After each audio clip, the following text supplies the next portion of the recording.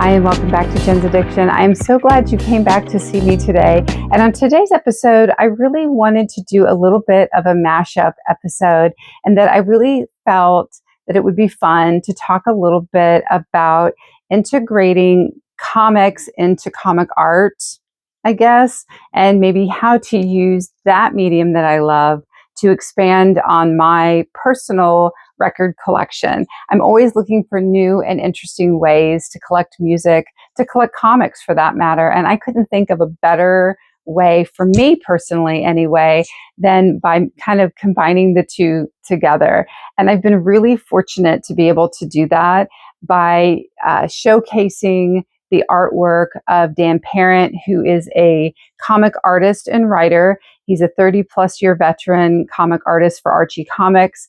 If you've seen a recent new Archie comic in the last 30 years, it's probably been Dan.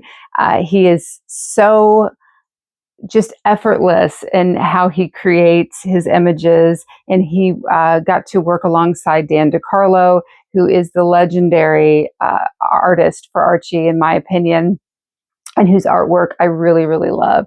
So Dan is skilled in so many ways, but one thing that I think he really excels at is just being able to take an idea from someone and put it out there in a new and exciting way. And he will show up at comic conventions. He does a lot of signings. He will do commission work. So I thought I could showcase some of his work and how it parallels with the records that I love, and how I was able to be fortunate enough to get some commission work from him. And I hope to do more in the future. But also, because of looking in and thinking about Dan, it's kind of led me down a little bit of a comic rock and roll rabbit hole.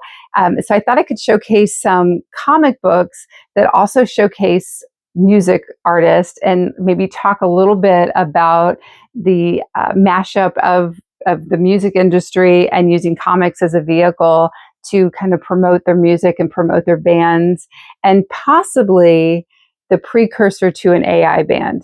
Just something to think about.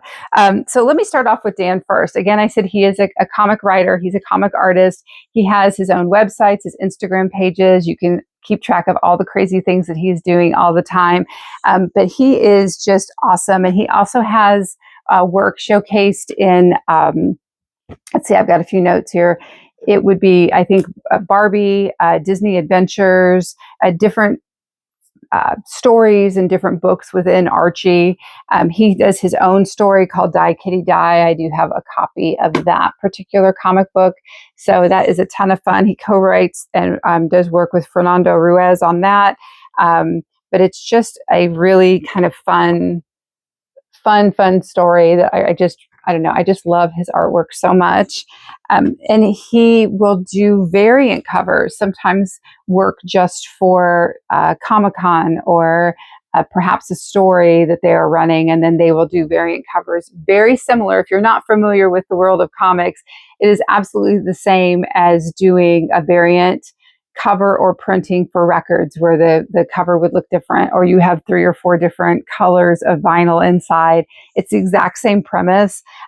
This happens to be a variant that he did on a take on a famous cover from an artist named Dave Stevens. It was sort of a tribute to him. This was limited to 158 of 200. We picked that up at his table.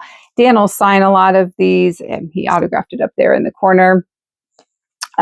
So I thought that was kind of fun, and it's definitely on that rock and roll theme. One book that came out, it's been a little while ago now, but it was sort of the whole idea of Archie Meets. There was Archie Meets the Ramones, which I think I have. There's a couple of covers here.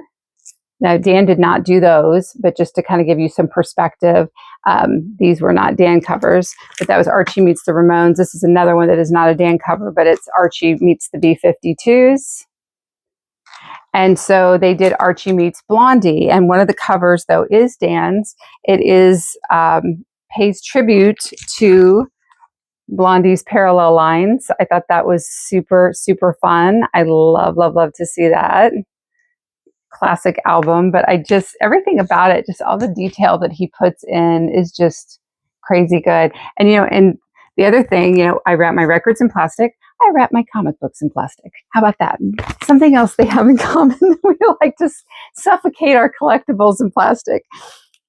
Another variant cover. This was a limited edition variant to 200 copies.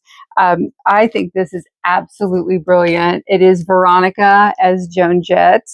So I thought that is just fantastic. I don't know. I think when I saw that, my eyeballs probably like what? I think it's just spot on. Isn't that fantastic? And I love to think of Veronica that way. So I thought that was super cool. To piggyback then on that, I am a huge fan, as you know, some of you know, maybe you don't know. If you're new here, I am a huge fan of the Cramps. And so as a gift, my husband had commissioned from Dan a picture of Poison Ivy Rorschach and Lux Interior. So I think that was just absolutely fantastic. I love it so much. And I think it just captures them perfectly. I've never seen anything quite like it. And it hangs in a spot of prominence in some of my art collection.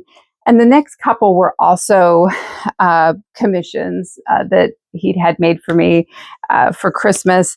Now, one of them I'm going to show you, and you guys know, I'm not about having to censor stuff, but if YouTube wants to censor me, this will be the one they'll do it at. So bear with me. I know some of you hate it when we censor, but he had him do Betty and Veronica as the cover of Roxy Music.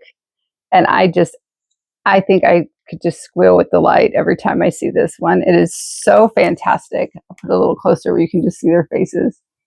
Just such great work. I cannot say enough good things about Dan Parent. I think he is just the best. And this one is probably one of our favorites. And now I think we need to probably get more. But Kimono My House from Sparks. Absolutely classic album cover, one of our favorite albums, and he had him draw it as Betty and Veronica as the cover. And I don't know, guys. I think that is so good. I think he did such a great job. So hopefully you think so too. I just little things, and he's able to just capture the essence of that album. And I just couldn't be more thrilled with it than I am. So that's just a little sample of Dan's work. Again, you can catch him on his Facebook page. He does comic conventions and shows all over the country and all over the world. I would highly recommend checking out his table and checking out his artwork. And if you can ever get a piece from him at all, even just the variant covers on the comics themselves, do it. I think you would never, ever, ever be disappointed. But then thinking about that and thinking about how those correlated together, it also got me thinking about artists, rock and roll musicians and artists. And it does tend to be a lot of rock and roll musicians, heavy metal bands, rock bands that really embraced comic art. So the very first appearance of a comic artist or of a comic book, using a musical artist that I know of, and I could be wrong, of course, is 1977, Howard the Duck, issue number 12. You get a glimpse of Kiss. So that's like the first cameo of Kiss. They are in someone's, I think it's Wenda's brain is kind of releasing these demons out of her brain, which happens to be the band Kiss. And then it picks up a story where they leave Wenda's brain, and Howard and Wenda are in an insane asylum in issue number 13, I believe, of Howard the Duck. And then that is the first full appearance of the band Kiss in the story. And then Kiss will go on in June of that year to make their first full comic, which had them kind of as like a superhero story. I can't remember if this was the story where they meet Dr. Doom or not, but they'll fight Dr. Doom. There's outtake photos, behind the scenes photos and information. And the ink for the art for this issue, which was 40-page super special, was what some folks refer to, I think, as like the blood comic. So a vial of blood from each of the band members was taken and integrated into the ink for the comic art to be made. So crazy, pretty rock and roll, right? And pretty brilliant. I don't think people knew what to think about Kiss putting themselves out that way. I mean, they had so many big albums and things that were already, kind of history at that point. So to put themselves into what was kind of still considered a kid's medium, I thought, was pretty courageous, but super smart. Obviously, we know what happens, right? They get Mego dolls, they're in comic books. I mean, it just goes on and on and on and on. And to the point that I think it was so well received that other people caught on and said, hey, this is not necessarily the worst thing in the world. And I think one of the first people to kind of jump on too after that, in my mind, would be Alice Cooper. Marvel Comics does kind of a one-off with him in an issue. I think it's Marvel Premiere number 50, and Alice Cooper is in it, and he will go on to have many more comics done. I think Kiss, though, is still by far the standout. And I have a few comics I can showcase here that show those bands on them, just to kind of give you an idea of what I'm talking about. The first one I want to show, though, I'm super excited about. This Blondie comic was produced by Blondie, sold at their concerts. This was one we picked up in Chicago when we saw them with The Damned back in August of, I think that was 22. Just not anything we expected to find there. So excited to get it. A lot of these images were blown up really big as the backdrop to their show behind their stage. So it was just tons of fun to see how they really embraced comics to help kind of tell the band's story even a little bit more than they already had. These are so Alice Cooper, again, these are more recent Dynamite comics. I just happen to have some of these in our inventory. I think, as some of you may know, my husband and I also collect comics, but we also are comic book dealers. So I end up with a lot of different kinds of comics from time to time.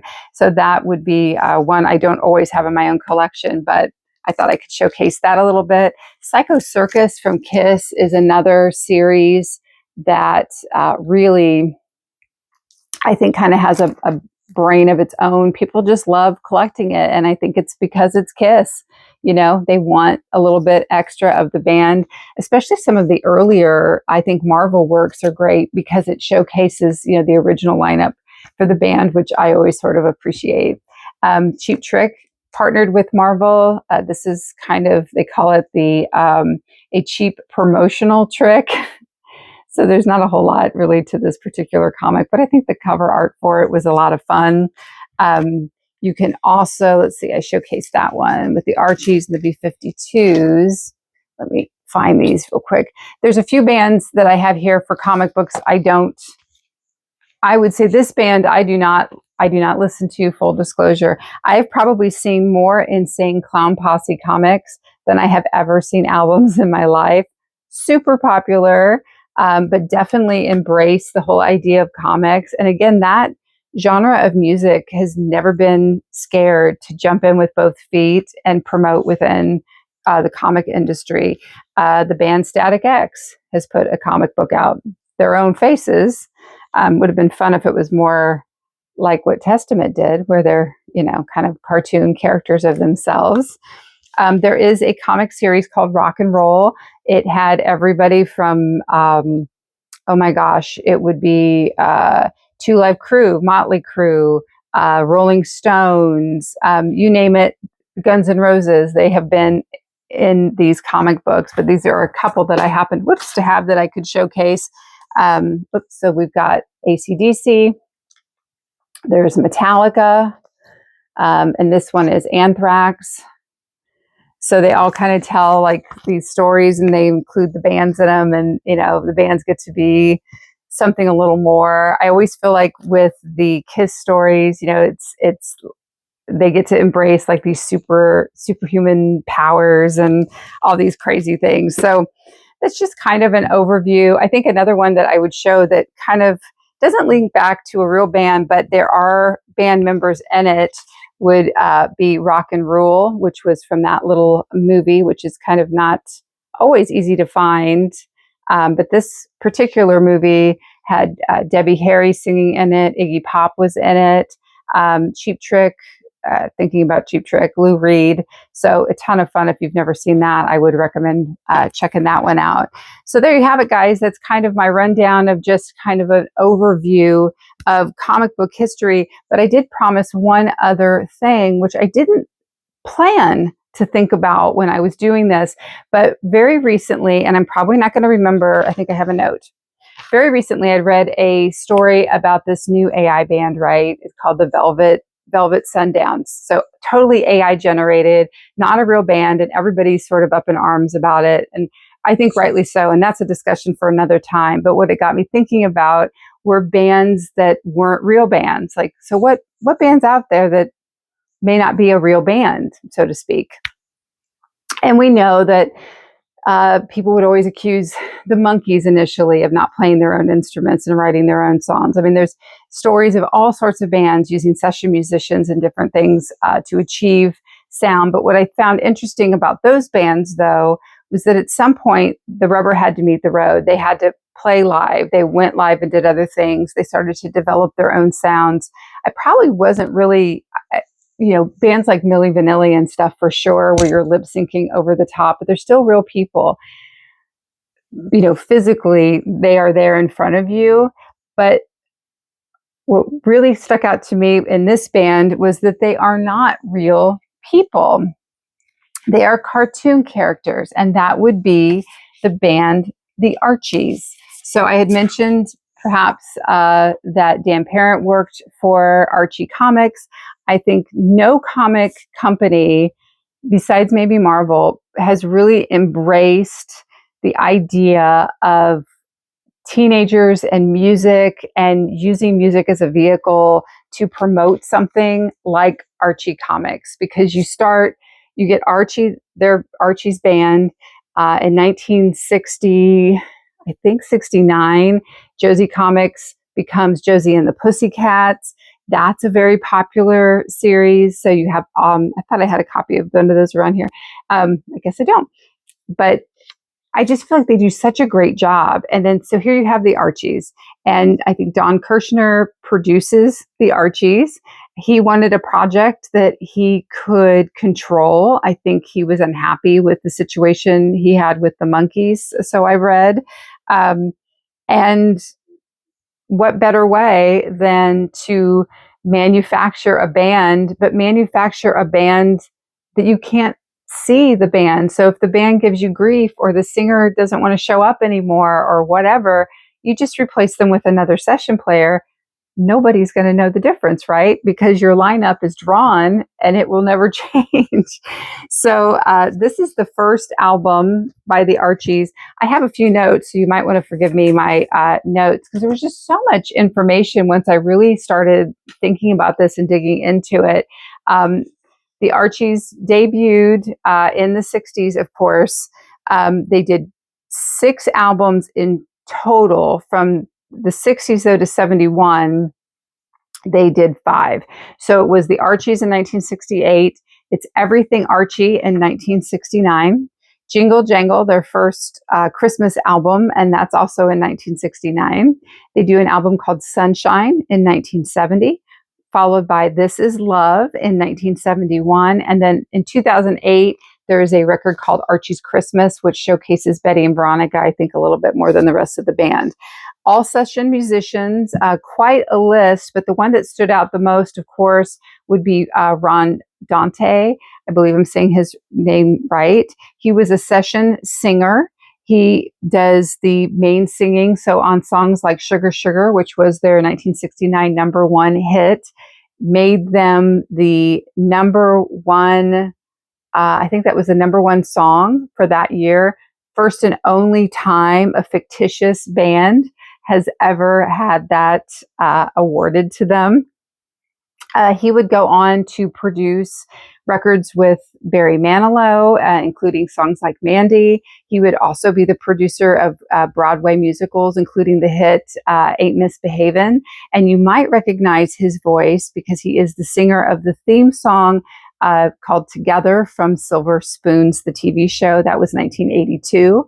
He would go on to have probably not as huge a career in front of the camera as he did behind the camera, But some years later, there is an album that comes out. It's called Ron Dante's Funhouse, where he does some of the songs that were never released as the Archies. He had been said to have, or had said rather, that he had done over 100 songs, 40 of which he was pretty sure had never been released. So he went in and did a lot of those songs. And I just thought that was kind of fun to be able to sort of probably come full circle for him. How frustrating, though, would it be to have all that success and nobody ever see you? I'm sure that was really hard for him. But just kind of a fascinating story. Just a quick rundown, as you know, Betty and Veronica will be singing. Veronica was the keyboard player. Betty was the tambourine player. Archie was the main singer. Jughead was your drummer, and Reggie was the bass player. Eventually, in modern era, when the Riverdale TV show came out, you get to see more of a live action band, but that was the traditional makeup of this particular band. And when they do it in the past couple years on Riverdale, I think Reggie is replaced by Kevin Keller. And so that was the only kind of lineup change that goes on there. But I think it's just a ton of fun. I originally picked this one up because I loved the album cover. It was just kind of fun to have. I definitely would say it's not an everyday listen, but knowing a little bit more of the history about the Archies is something I really enjoy delving into, and it's made me want to, read a little bit more about them. So hopefully this has got you guys thinking a little bit more about different ways to maybe collect things that you love musically or look outside of the box. I think it's a ton of fun. Obviously, I'm a little bit biased, but maybe I've corrupted a few of you. If you have anything that you love to collect that's a little bit different, or maybe comic book related that I missed, because again, there's so much stuff out there. I'm sure there are many, many things I have never seen, probably things in other parts of the world that I've never been able to see. I would love to hear about it in the comments and below. You guys always participate so openly and so much, and I love it. You have some great anecdotes and stories, and I really, really love that a lot. But in the meantime, I hope you're hitting like and subscribe if you've not done so already. It really does help, and I really, really do appreciate it. Share with a friend if you think my channel is something somebody might be interested in. But I hope you're spinning some great tunes. I hope you're reading or looking through something maybe music related that you love and discovering something new and fun. And above all, no matter what you're doing, I just hope you're enjoying the music.